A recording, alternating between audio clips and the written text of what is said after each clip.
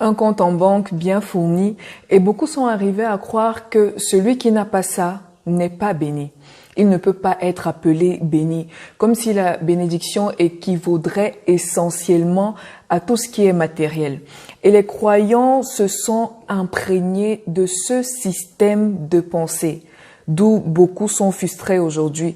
Et beaucoup plus en cette période où certains pourraient se dire ne pas avoir expérimenté les bénédictions tout au long de l'année, ou encore ils sont encore dans l'attente que Dieu fasse quelque chose, que Dieu relâche les bénédictions.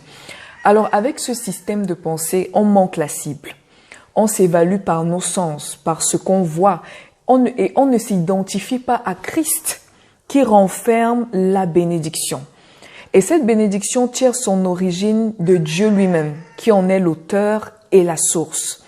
Alors, l'étymologie du mot bénédiction en grec, c'est eulogia, c'est-à-dire faire des éloges, dire du bien de quelqu'un. C'est célébrer par des louanges. En résumé, ce sont des grâces spirituelles et matérielles octroyées par Dieu en Jésus-Christ pour l'homme.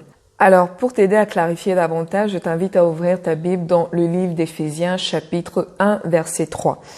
Alors, nous lisons. « Béni soit Dieu, le Père de notre Seigneur Jésus-Christ, qui nous a bénis de toutes sortes de bénédictions spirituelles dans les lieux célestes en Christ. » Alors, déjà, l'apôtre Paul identifie Jésus-Christ comme étant notre Seigneur, comme étant son Seigneur, et reconnaît la relation qu'il y a entre le Père et le Fils, qui nous a bénis de toutes sortes de bénédictions, qui nous a bénis, c'est-à-dire qui a fait des éloges, qui a dit du bien sur nous en toutes choses.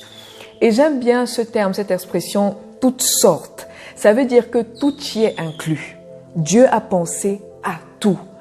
Il n'y a donc pas de, comme certains pourraient dire, Seigneur, tu m'as donné la santé, mais tu m'as refusé les finances, ou bien Seigneur, tu m'as donné une femme et tu m'as refusé des enfants. Il a parlé favorablement à notre sujet en toutes choses.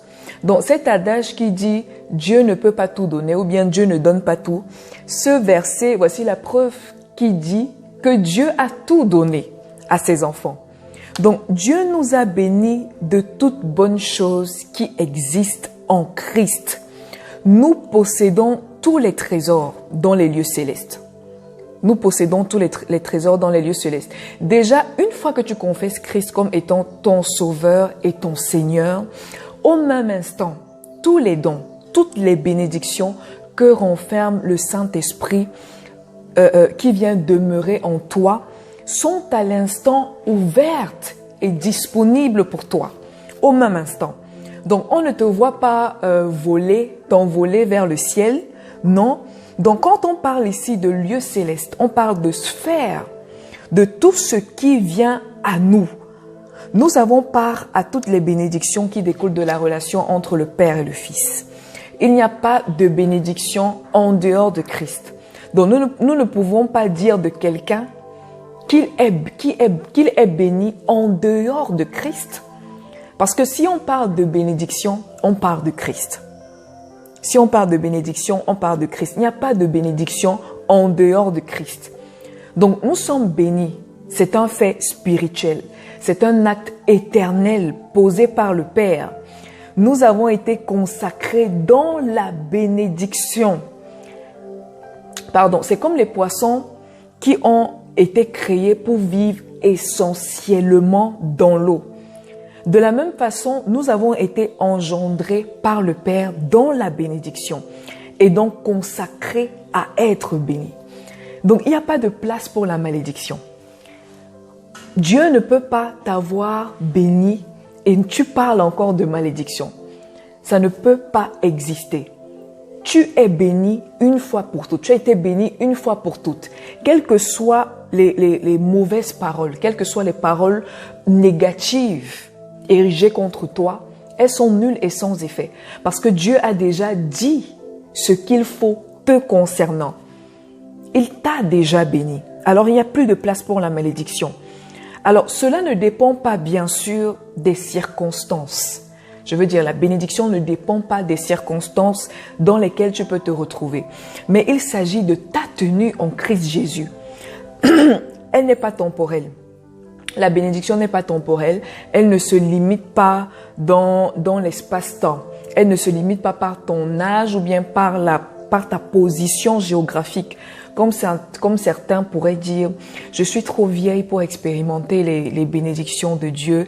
Je suis trop vieille pour espérer. Je suis trop jeune, trop malade.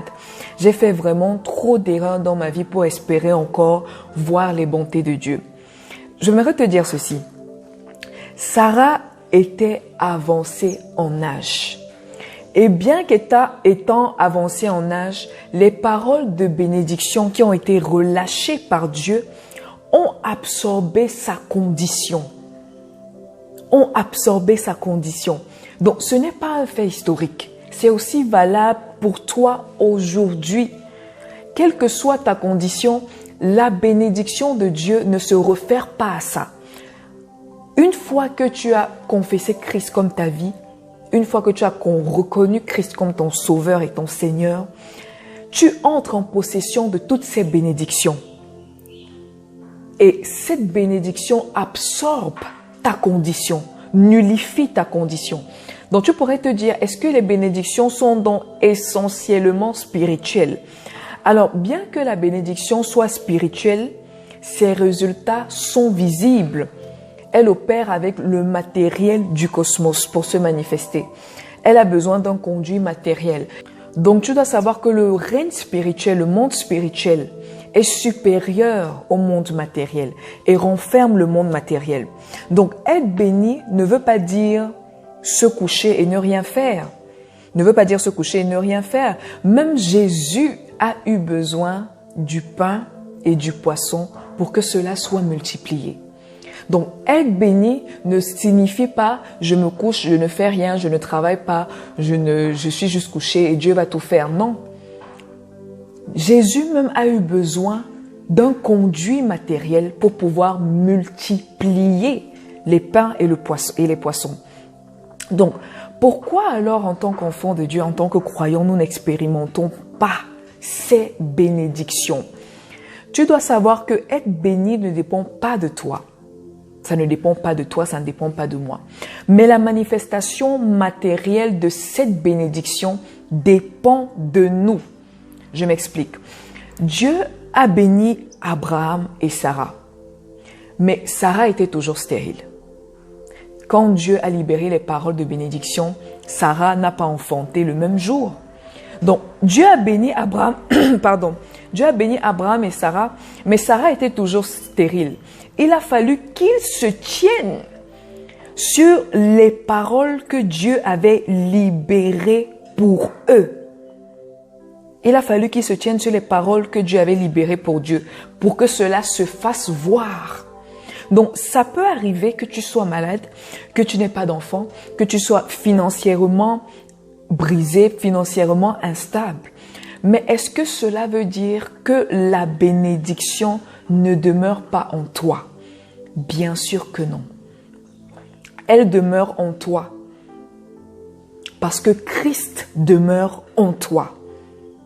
Alors, est-ce que tu vas t'accrocher sur ta condition ou sur ce que Dieu a dit te concernant, sur les paroles de bénédiction que Dieu a relâchées pour toi? Donc, tu dois donc comprendre que tu dois reconnaître et prendre conscience de ce que Dieu a dit te concernant. Tu dois prendre conscience de tout le bien qu'il a dit te concernant, de toutes les éloges qu'il a dit te concernant, en te tenant sur ses paroles et percevoir dans l'invisible tout ce que tu désires voir. Sinon, il n'y aura pas de coulée matérielle. Parce que Dieu n'est pas un magicien. Malheureusement, il n'est pas un magicien. Donc, tu dois donc prendre conscience que tu es béni. Que en toi se trouvent tous les trésors. Que tu as tout ce qu'il faut en toi pour réussir. Que tu as tout ce qu'il faut en toi pour être favorisé. Pour vivre une vie de faveur. Un peu comme Isaac, quand il a béni Jacob. Il a tellement béni.